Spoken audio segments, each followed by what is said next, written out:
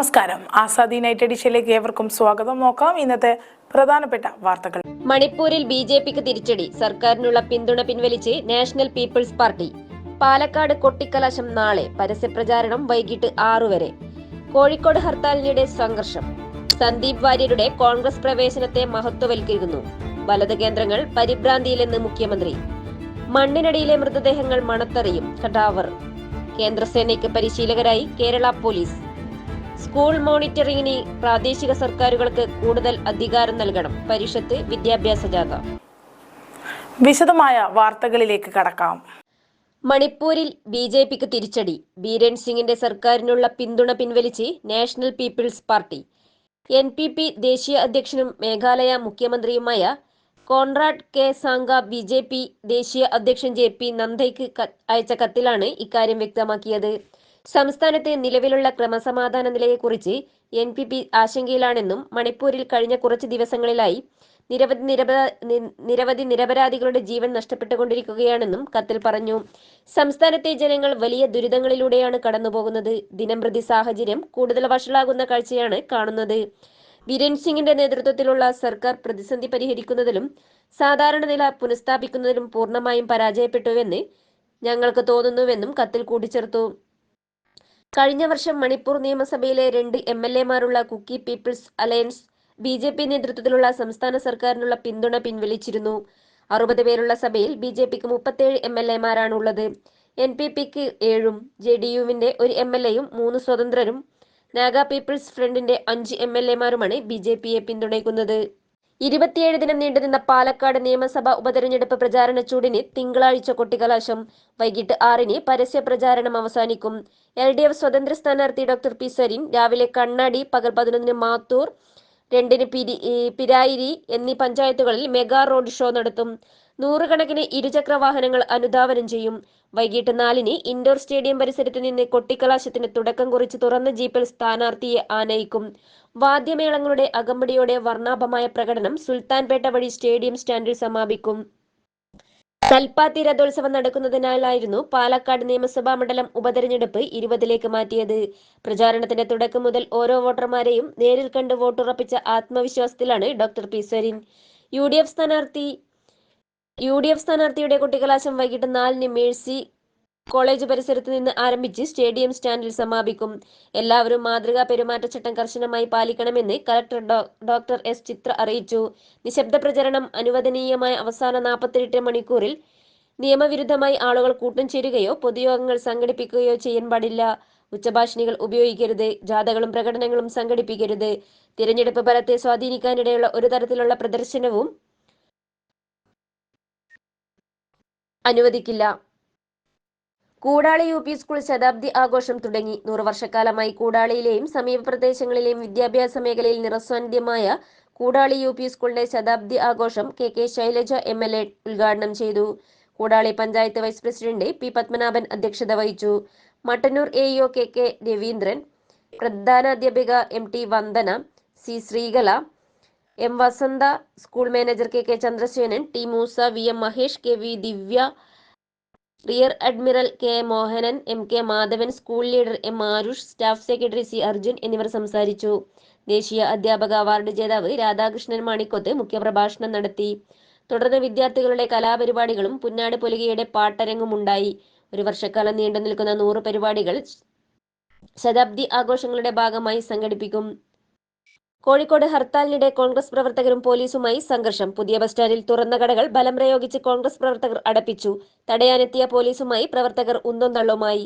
വ്യാപാരി വ്യവസായികൾ കടകൾ അടപ്പിക്കുന്നത് അനുകൂലിച്ചില്ല. പ്രവർത്തകരും വ്യാപാരി വ്യവസായികളുമായി സംഘർഷമുണ്ടായി. നടക്കാവ്, പുതിയ ബസ് സ്റ്റാൻഡ് എന്നിവിടങ്ങളിൽ പ്രതിഷേധം തുടരുകയാണ്. രാവിലെ സർവീസ് നടത്തിയ ബസ്സുകൾ ഹർത്താൽ അനുകൂലികൾ പലയിടങ്ങളിലും തടഞ്ഞു. ഹർത്താലിനോട് സഹകരിക്കില്ലെന്ന് വ്യാപാരികൾ നേരത്തെ വ്യക്തമാക്കിയിരുന്നു. കോഴിക്കോട് രാവിലെ കടകൾ തുറന്ന് പ്രവർത്തിച്ചിരുന്നു. KSRTCയും സ്വകാര്യ ബസ്സുകളും ഉൾപ്പെടെ സർവീസ് നടത്തുന്നുണ്ട്. സ്വകാര്യ വാഹനങ്ങളും നിരത്തിലിറങ്ങി. ചേവായൂർ സഹകരണ ബാങ്ക് തെരഞ്ഞെടുപ്പിൽ അട്ടിമറി ആരോപിച്ചാണ് കോൺഗ്രസ് ഇന്ന് ജില്ലയിൽ ഹർത്താലിന് ആഹ്വാനം ചെയ്തത്. ചൂരൽമലയിലും മുണ്ടക്കയിലും ആഴത്തിലാണ്ട 30ഓളം മൃതദേഹങ്ങൾ കണ്ടെത്തിയത് കേരള പോലീസിന്റെ കടാവർ ഡോഗുകൾ. പരിശീലനം സിദ്ധിച്ച കേരള പോലീസ് നായകളായ മായയുടെയും മർഫിയുടെയും ഏഞ്ചലിന്റെയും ദുരന്തഭൂമിയിലെ രക്ഷാപ്രവർത്തനം ദേശീയ ദുരന്ത നിവാരണ സംഘത്തെയും ഞെട്ടിച്ചു. മണ്ണിനടിയിലെ ശവശരീരങ്ങൾ കണ്ടെത്താനായി കേരള പോലീസിൽ മാത്രമുള്ള കഡാവർ ഡോഗ് ഡിറ്റക്ടിംഗിൽ ദേശീയ ദുരന്ത നിവാരണ സേനയ്ക്ക് കേരള പോലീസ് പരിശീലനം നൽകുകയാണ്. ആദ്യമായാണ് ഇത്തരം പരിശീലനം. വയനാട് ദുരന്തത്തിന് ശേഷമാണ് NDRF സംഘം കേരളത്തിലെ കഡാവർ സംവിധാനത്തെക്കുറിച്ച് മനസ്സിലാക്കിയത്. NDRFന് കഡാവർ ഡിറ്റക്ടിംഗ് നായകളില്ല. അതിൽ വിദഗ്ധ പരിശീലനം നേടാൻ കേരള പോലീസിനെ സമീപിക്കുകയായിരുന്നു. NDRFിലെ 4ാമത്തെയും 8ാമത്തെയും ബറ്റാലിയനിൽ നിന്ന് 4 പേർ വീതമാണ് തൃശൂർ രാമവർമ്മപുരം കേരള പോലീസ് അക്കാദമിയിലെ സ്റ്റേറ്റ് ഡോഗ് ട്രെയിനിംഗ് സ്കൂളിൽ പരിശീലനത്തിനെത്തിയത്. ട്രെയിനിംഗ് ഓഫ് ട്രെയിനേഴ്സ് എന്ന വിഭാഗത്തിൽ ഇവർക്ക് 1 മാസത്തെ പരിശീലനം നൽകി. നായകളെ വാങ്ങി അവർക്കുള്ള പരിശീലനം നൽകാനുള്ള തയ്യാറെടുപ്പിലാണ് കേന്ദ്ര സംഘം. കൊച്ചി സിറ്റി ഡോഗ് സ്ക്വാഡിലെ P. Prabhath, state dog training school incharge officer SI OP Mohanan, ASI PG Suresh എന്നിവരാണ് പരിശീലനത്തിന് നേതൃത്വം നൽകിയത്. ഇന്ത്യയിൽ കേരള പോലീസിൽ മാത്രമാണ് മണ്ണിനടിയിൽ മൃതദേഹങ്ങൾ കണ്ടെത്താൻ കഴിയുന്ന അല്ലെങ്കിൽ മനുഷ്യന്റെ ശേഷിപ്പുകൾ കണ്ടെത്താൻ കഴിയുന്ന 3 പട്ടികകളുള്ളത്. മായ മർഫി ഏഞ്ചൽ. മായയാണ് ഇന്ത്യയിലെ ആദ്യത്തെ കഡാവർ ഡോഗ്. മണ്ണിനടിയിലെ മൃതദേഹങ്ങൾ കണ്ടെത്തുന്നതിനുള്ള വിദഗ്ധയാണ്. 30 അടി താഴെ വരെ ആഴത്തിലുള്ള പഴകിയതും അഴുകിയതുമായ മൃതദേഹങ്ങളും അവശിഷ്ടങ്ങളും കണ്ടെത്താനുള്ള കഴിവുണ്ട്. തൃശൂരിലെ കേരള പോലീസ് അക്കാദമിയിലാണ് ഇതിനുള്ള പരിശീലനം നൽകുന്നത്. കഡാവർ ഡിറ്റക്ടിംഗിൽ പരിശീലനം നേടാൻ കേന്ദ്രസേന കേരള പോലീസിന്റെ സഹായം തേടിയത് കേരള സർക്കാരിന്റെ ഒരു അഭിമാന നേട്ടമാണ്. സ്കൂൾ മോണിറ്ററിംഗിന് പ്രാദേശിക സർക്കാരുകൾക്ക് കൂടുതൽ അധികാരം നൽകണമെന്ന് ശാസ്ത്ര സാഹിത്യ പരിഷത്ത് വിദ്യാഭ്യാസ ജാഥയിലെ സംവാദങ്ങളിൽ ആവശ്യപ്പെട്ടു. നിലവിൽ AEOമാർക്കാണ് മോണിറ്ററിംഗ് ചുമതല. നിരവധി സ്കൂളുകൾ കീഴിൽ വരുന്നതുകൊണ്ട് മോണിറ്ററിംഗ്, മറ്റു പരിശോധന എന്നിവ യഥാസമയം ഫലപ്രദമായി നടക്കുന്നില്ല. ഇതിനു പകരം പഞ്ചായത്ത്, മുനിസിപ്പാലിറ്റികൾക്ക് അധികാരം നൽകിയാൽ ഫലപ്രദമായി ഇടപെടാൻ സാധിക്കും. തോൽപ്പിച്ചാൽ നിലവാരം കൂടുമോ? ഗുണമേന്മയുള്ള വിദ്യാഭ്യാസം കുട്ടികളുടെ അവകാശം എന്ന മുദ്രാവാക്യവുമായി കേരള ശാസ്ത്ര സാഹിത്യ പരിഷത്ത് സംഘടിപ്പിക്കുന്ന സംസ്ഥാന വിദ്യാഭ്യാസ ജാഥകൾ ജില്ലയിലെ പര്യടനം തിങ്കളാഴ്ച പൂർത്തിയാകും. തുടർന്ന് കോഴിക്കോട് ജില്ലയിലേക്ക് പ്രവേശിക്കും. ഞായറാഴ്ച 1ാം ജാഥ മാതമംഗലം, വെള്ളോറ, ചപ്പാരപ്പടവ്, കുറുമാത്തൂർ, ശ്രീകണ്ഠാപുരം, പയ്യാവൂർ എന്നിവിടങ്ങളിലെ സ്വീകരണത്തിന് ശേഷം ഇരിട്ടിയിൽ സമാപിച്ചു. കേന്ദ്രങ്ങളിൽ ലീഡർ സംസ്ഥാന president TK Meerabai, PV Divakaran, VV Srinivasan, PV Purushothaman, Dr. KR Ashokan, PK Sudhakaran എന്നിവർ സംസാരിച്ചു. 2ാം ജാഥ ഇരിണാവ്, കണ്ണാടിപ്പറമ്പ്, മയ്യിൽ, ചെക്കിക്കുളം, ഏച്ചൂർ, കൂടാളി എന്നിവിടങ്ങളിലെ സ്വീകരണത്തിന് ശേഷം ചാലയിൽ സമാപിച്ചു. കേന്ദ്രങ്ങളിൽ leader OM Sankaran, PP Babu, PV Santhosh, K Yamuna, TV Vilasini, KP Pradeep Kumar, MP Sanal, K Vinod തുടങ്ങിയവർ സംസാരിച്ചു. തിങ്കളാഴ്ച 1ാം ജാഥ 9:30 Mattannur town, 11 Koothuparamba town, 12:30 Chittariparamba, GHSS 2 മണി പേരാവൂർ ടൗൺ എന്നിവിടങ്ങളിലെ സ്വീകരണത്തിന് ശേഷം 3:30 കേളകൻ ടൗണിൽ സമാപിക്കും. 2ാം ജാഥ മുഴപ്പിലങ്ങാട്, കുളംബസാർ, ചിറക്കുനി ടൗൺ, തലശ്ശേരി പഴയ ബസ് സ്റ്റാൻഡ്, പാനൂർ ടൗൺ എന്നിവിടങ്ങളിലെ സ്വീകരണത്തിന് ശേഷം മൊകേരി പാത്തിപ്പാലത്ത് സമാപിക്കും. തുടർന്ന് ഇരുജാഥകളും കോഴിക്കോട് ജില്ലയിലേക്ക് പ്രവേശിക്കും. പൊന്നം ബാങ്ക് സാഹിത്യ അവാർഡ് സോമൻ കടലൂരിന്. പൊന്നം സർവീസ് സഹകരണ ബാങ്കിന്റെ സാഹിത്യ പുരസ്കാരം സോമൻ കടലൂരിന് നൽകും. പുളിയൻ എന്ന നോവലിനാണ് പുരസ്കാരം. 25,000 രൂപയും പൊന്നം ചന്ദ്രൻ രൂപകൽപ്പന ചെയ്ത ഫലകവുമാണ് പുരസ്കാരം. EP Rajagopalan, N Prabhakaran, UK Kumaran എന്നിവരടങ്ങുന്ന സമിതിയാണ് തെരഞ്ഞെടുത്തത്. ഡിസംബർ 3ാം വാരം പുരസ്കാരം വിതരണം ചെയ്യുമെന്ന് സമിതി convener Ponnam Chandran, bank president PV Mohanan, secretary M Reeja എന്നിവർ അറിയിച്ചു. News desk Azadi media. ഗവേഷണങ്ങളെ കഥകളാക്കി സയൻസ് ലാബ്. ഫോർമാലിൻ കലർന്ന മീനിനെ എങ്ങനെ തിരിച്ചറിയാം? അതിനുള്ള ഉത്തരവും പരിഹാരവുമാണ് കേരള സയൻസ് ലാബ് 2024 ഗവേഷകയായ A. ഗൗരി അവതരിപ്പിച്ചത്. സ്വർണ്ണ നാനോ കണങ്ങൾ ഉപയോഗിച്ച് വികസിപ്പിച്ച ലായനിയിലൂടെ മീനിലെ ഫോർമാലിന്റെ സാന്നിധ്യം വേഗത്തിൽ തിരിച്ചറിയാവുന്ന ഗവേഷണത്തെ കഥയിലൂടെ സദസ്സിലേക്ക് എത്തിച്ചു. മീൻ പിടിക്കാൻ പോയ മത്സ്യത്തൊഴിലാളികൾക്ക് അത്ഭുത വിളക്ക് കിട്ടുകയും അതിനെ തുടർന്നുണ്ടായ സംഭവങ്ങളുമാണ് കഥയിലുള്ളത്. ചുവന്ന ലായനിയിലേക്ക് ഫോർമാലിൻ കലർന്ന മീനിട്ടാൽ നിമിഷങ്ങൾക്കകം നീലയാകുന്ന നിഗമനത്തിലാണ് കഥ അവസാനിച്ചത്. കഥ ഇഷ്ടപ്പെട്ട സദസ് കയ്യിൽ കരുതിയ ലവ് ഹാർട്ട് ഇമോജികളും ഉയർത്തിക്കാട്ടി. വടുതക്കാട് ഗവൺമെന്റ് വനിതാ കോളേജ് രസതന്ത്ര വിഭാഗത്തിലെ ഗവേഷകയാണ് ഗൗരി. മത്സരിച്ച 24 പേരിൽ നിന്നും മികച്ച അവതരണം നടത്തിയ 6 പേരെ ഡിസംബർ 14 പാലക്കാട് IITയിൽ നടക്കുന്ന ഫൈൻസ് ലാബിലേക്ക് തെരഞ്ഞെടുത്തു. പഴകിയ പ്രമേഹമുള്ളവരെ മുറിവുണക്കുന്ന ഡ്രസ്സിംഗ് ജെൽ വികസിപ്പിച്ച ഗവേഷണം അവതരിപ്പിച്ച ഫാത്തിമ റുമൈസക്കാണ് 1ാം സ്ഥാനം ലഭിച്ചത്. കേരള സർവകലാശാല കാര്യവട്ടം ക്യാമ്പസിലെ ബയോ കെമിസ്ട്രി വകുപ്പിലെ ഗവേഷകയാണ്. R. Sreelesh, R. Rajeesh, K. Vaisakh, KM Cherian institute of medical science, C Alin Kozhikode NIT എന്നിവരാണ് തെരഞ്ഞെടുക്കപ്പെട്ട മറ്റുള്ളവർ. വനിതാ college principal professor JS Anila സ്ലാം ഉദ്ഘാടനം ചെയ്തു. സമാപന ചടങ്ങിൽ മുഖ്യ അതിഥിയായ കേരള ശാസ്ത്ര സാങ്കേതിക പരിസ്ഥിതി council member secretary professor Sabu വിജയികൾക്കും മറ്റ് അവതാരകർക്കും സർട്ടിഫിക്കറ്റ് നൽകി. News desk Azad media. Mini Disha സംഘാടക സമിതി രൂപവൽക്കരിച്ചു. കൂടാളി ഹയർ സെക്കൻഡറി സ്കൂളിൽ ഡിസംബറിൽ 6, 7 തീയതികളിൽ നടക്കുന്ന ദിശ ഉന്നത വിദ്യാഭ്യാസ എക്സ്പോയുടെ സംഘാടക സമിതി രൂപവൽക്കരണം നടന്നു. പൊതുവിദ്യാഭ്യാസ വകുപ്പ് കരിയർ ഗൈഡൻസ് അഡോൾസെന്റ് കൗൺസിലിംഗ് സെല്ലിന്റെ നേതൃത്വത്തിലാണ് മിനി ദിശ സംഘടിപ്പിക്കുന്നത്. ഉന്നത വിദ്യാഭ്യാസ സ്ഥാപനങ്ങളുടെ സ്റ്റാളുകൾ, വൈജ്ഞാനിക രംഗത്തെ നൂതന ആശയങ്ങളുമായി ബന്ധപ്പെട്ട സെമിനാറുകൾ, അഭിരുചി പരീക്ഷകൾ എന്നീ മേഖലകളിലായി തലശ്ശേരി വിദ്യാഭ്യാസ ജില്ലയിലെ ഹയർ സെക്കൻഡറി സ്കൂളുകളും പൊതുജനങ്ങളും പരിപാടിയിൽ പങ്കെടുക്കും. Koodali panchayat president P. പത്മനാഭൻ ഉദ്ഘാടനം ചെയ്തു. PTA president K. സുനിൽ അധ്യക്ഷത വഹിച്ചു. കൺവീനർ മനീഷ് പദ്ധതി വിശദീകരിച്ചു. ജില്ലാ കോർഡിനേറ്റർ അനൂപ്, പ്രഥമ അധ്യാപകൻ KV മനോജ്, വാർഡംഗം KP Jalaja, PTA vice president Vadi Purushothaman, deputy HM C. Geetha, retirees forum പ്രതിനിധി EPR വേശാല, പ്രിൻസിപ്പൽ റീന ഭാസ്കർ, രമ്യ എന്നിവർ സംസാരിച്ചു. ഭാരവാഹികൾ panchayat president PK Shaima, chairman Reena Bhaskar, general convener KV Manoj, joint convener.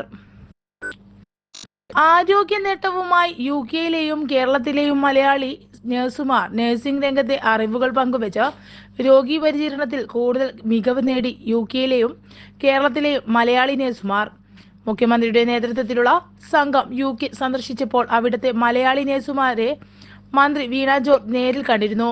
തുടർന്നാണ് UK-യിൽ വർഷങ്ങളോളം പ്രവർത്തിച്ച നഴ്സുമാരും UK-യിലെ മലയാളി സംഘടനയായ കൈരളി UK-യും കേരളവുമായി സഹകരിച്ച cardiothoracic nursing practice and nursing administration transformation എന്ന പദ്ധതി തയ്യാറാക്കിയത്. യാതൊരുവിധ സർക്കാർ ഫണ്ടുകളോ ഡാറ്റ കൈമാറ്റമോ ഇല്ലാതെ നേരിട്ട് നിരീക്ഷിച്ചും ആർജിത അറിവുകൾ പങ്കുവച്ചും ഓൺലൈൻ ക്ലാസുകൾ നൽകിയുമാണ് അനുമതി നൽകിയത്. കോട്ടയം മെഡിക്കൽ കോളേജിലെ കാർഡിയോതെറാസിക് വിഭാഗത്തിലാണ് പദ്ധതി ആദ്യമായി നടപ്പിലാക്കിയത്. ഇതിന്റെ ഭാഗമായി വിദേശ രാജ്യങ്ങളിലെ പോലെ പ്രായോഗികമായ മാറ്റങ്ങൾ വരുത്തിയതോടെ രോഗി പരിചരണത്തിൽ വളരെ മാറ്റങ്ങളുണ്ടായി. തിരിച്ച് കോട്ടയം മെഡിക്കൽ കോളേജിലെ ആരോഗ്യ പ്രവർത്തകരുടെ നേതൃപാഠവും ആത്മാർത്ഥതയും UK മലയാളി സംഘത്തിനും പഠിക്കാനായി. UK-യിലും മറ്റു വിദേശ രാജ്യങ്ങളിലും നിലവിലുള്ള നൂതന സംവിധാനങ്ങളും പ്രോട്ടോകോളുകളും ക്ലിനിക്കൽ ഗൈഡ് ലൈനുകളും വികസിപ്പിച്ച് അറിവുകൾ പങ്കുവെക്കുകയാണ് ഇനിയുള്ള ലക്ഷ്യം. സംയുക്ത പഠന പദ്ധതി വിജയമായതിൽ UK-യിലെ ആശുപത്രികളിൽ സേവനമനുഷ്ഠിക്കുന്ന നഴ്സുമാർ മന്ത്രി വീണ ജോർജിനെ കണ്ട് നന്ദി അറിയിച്ചു. News desk Azad media. ഉള്ളു പൊട്ടരുത്, ഇനി വയനാട് ആവർത്തിക്കാതിരിക്കാൻ കുട്ടിശാസ്ത്രജ്ഞരുടെ കരുതൽ. പ്രകൃതി ദുരന്തത്തിനിരയായ വയനാടിനെ നെഞ്ചോട് ചേർക്കുകയാണ് കുട്ടിശാസ്ത്രജ്ഞർ. ശാസ്ത്ര സാമൂഹിക ശാസ്ത്ര വിഭാഗങ്ങളിൽ പ്രകൃതി ദുരന്തങ്ങളെ നേരിടാനുള്ള മുൻകൂട്ടി അറിയാനും കഴിയുന്ന നൂതന സംവിധാനങ്ങളായിരുന്നു ഏറെയും അവതരിപ്പിച്ചത്. അനങ്ങിയാൽ അറിയും ഇൻസാർ ഭൗമോപരിതലത്തിലെ മാറ്റങ്ങൾ മുൻകൂട്ടി അറിയാൻ ഉപഗ്രഹാധിഷ്ഠിത സാങ്കേതിക വിദ്യയായ ഇന്റർഫോർമാട്രിക് സിന്തറ്റിക് അപ്പർച്ചർ റഡാർ ഉപയോഗിച്ചുള്ള സംവിധാനം മുന്നോട്ട് വെക്കുകയാണ് Mokeri Rajiv Gandhi memorial higher secondary സ്കൂളിലെ 10ാം ക്ലാസ് വിദ്യാർത്ഥികളായ CN അൻവിയും നിഹ സുരേഷും. പ്രകൃതി ദുരന്തങ്ങൾക്ക് സാധ്യതയുള്ള സ്ഥലങ്ങൾ നിർമ്മിത ബുദ്ധിയും GIS സാങ്കേതിക വിദ്യയും ഉപയോഗിച്ച് വിശകലനം ചെയ്യുന്ന രീതിയാണിത്. അപകട മേഖലയിൽ സ്ഥാപിക്കുന്ന ടവറുകളിലൂടെ ജാഗ്രതാ നിർദ്ദേശങ്ങൾ നൽകും. അതിവേഗം സുരക്ഷിതമായ സ്ഥലത്തേക്ക് മാറാൻ ഇതിലൂടെ സാധിക്കുന്നുവെന്നും കുട്ടിശാസ്ത്രജ്ഞർ പറഞ്ഞു. ഒരു പ്രദേശത്തിന്റെ കൃത്യമായ വിവരം ശേഖരിക്കാൻ ഏറെ ഗുണം ചെയ്യുന്ന സാങ്കേതിക വിദ്യയാണിത്. ദുരന്തത്തിലുണ്ടാകുന്ന സാമ്പത്തിക നഷ്ടം കൃത്യമായി അളക്കാനും അപകട മേഖലയിലെ രക്ഷാപ്രവർത്തനത്തിനും സാങ്കേതിക വിദ്യ സഹായിക്കുമെന്ന് ഇരുവരും പറയുന്നു. വെള്ളം അളക്കും, വഴികാട്ടും. ഉരുൾപൊട്ടൽ സാധ്യത മേഖലയിലെ മണ്ണിലെ വെള്ളത്തിന്റെ അളവ് അടിസ്ഥാനമാക്കി ജാഗ്രതാ നിർദ്ദേശം നൽകുന്ന ലാൻഡ് സ്ലൈഡ് അലർട്ട് സിസ്റ്റമാണ് കാസർഗോഡ് കാനങ്ങാട് ദുർഗ HSSലെ 10ാം ക്ലാസ് വിദ്യാർത്ഥികളായ A. നിരാമയും MM ശ്രേയസും അവതരിപ്പിച്ചത്. ഉരുൾപൊട്ടൽ സാധ്യതയുള്ള പ്രദേശങ്ങളിൽ ഭൂമിക്കടിയിൽ വെള്ളത്തിന്റെ അളവ് കൂടാൻ തുടങ്ങുമ്പോൾ തന്നെ മുന്നറിയിപ്പ് പുറപ്പെടുവിക്കുന്ന സംവിധാനം, കൃഷിയിടങ്ങളിൽ മണ്ണിന്റെ ഈർപ്പം അളക്കാൻ ഉപയോഗിക്കുന്ന സോയിൽ മോയ്സ്ചർ സെൻസർ പരീക്ഷണങ്ങൾ വരുത്തി തയ്യാറാക്കിയതാണ്. ഭൂതലജലത്തിന്റെ അളവ് 80% പിന്നിടുമ്പോഴാണ് ഉരുൾപൊട്ടൽ ഉണ്ടാകുന്നത്. അളവ് 65% എത്തുമ്പോൾ തന്നെ സെൻസർ അപകട സൂചന പുറപ്പെടുവിക്കും. സെൻസറുടെ ബന്ധിപ്പിച്ച് പ്രദേശത്ത് സ്ഥാപിച്ചിരുന്ന ടവറിൽ നിന്നും അപകട സൈറൻ മുഴങ്ങും. വിദ്യാർത്ഥികൾ വികസിപ്പിച്ചിട്ടുള്ള ലാൻഡ് സ്ലൈഡ് അലർട്ട് ആപ്പ് വഴി സമീപത്തെ പോലീസ് സ്റ്റേഷൻ, അഗ്നിരക്ഷാ സേന, പ്രദേശവാസികൾ തുടങ്ങിയവർക്ക് അപകട സൂചന സന്ദേശങ്ങൾ ലഭിക്കും. News desk Azad media. Sandeep വാര്യരുടെ കോൺഗ്രസ് പ്രവേശനത്തെ വലതുപക്ഷ മാധ്യമങ്ങൾ മഹത്വൽക്കരിക്കാൻ ശ്രമിക്കുകയാണെന്ന് മുഖ്യമന്ത്രി പിണറായി വിജയൻ. ഇതുവരെ ചെയ്ത കാര്യങ്ങളെല്ലാം മറന്ന് ഒരാളെ മഹാത്മാവായി ചിത്രീകരിക്കുകയാണെന്നും എന്തോ ചില പ്രശ്നങ്ങൾ വലതുപക്ഷ കേന്ദ്രത്തിൽ സംഭവിക്കുന്നുവെന്നും കണ്ണാടിയിലെ പൊതുയോഗത്തിൽ സംസാരിക്കവേ മുഖ്യമന്ത്രി പറഞ്ഞു. പാലക്കാട്ടെ മഹാഭൂരിപക്ഷ ജനങ്ങളും മാറ്റം ആഗ്രഹിക്കുന്നുണ്ട്. വലതുപക്ഷ കേന്ദ്രങ്ങൾ പരിഭ്രാന്തിയിലാണ്. പാലക്കാട് ഉപതെരഞ്ഞെടുപ്പ് ചരിത്രം കുറിക്കുന്ന തെരഞ്ഞെടുപ്പാകും. വലതുപക്ഷ മാധ്യമങ്ങൾ ഒരു വ്യക്തിയുടെ കോൺഗ്രസ് പ്രവേശനത്തെ എന്തുകൊണ്ട് ഇത്ര വലിയ രീതിയിൽ മഹത്വൽക്കരിക്കുന്നത്? ഒറ്റപ്പാലം തെരഞ്ഞെടുപ്പാണ് ഓർമ്മ വരുന്നത്.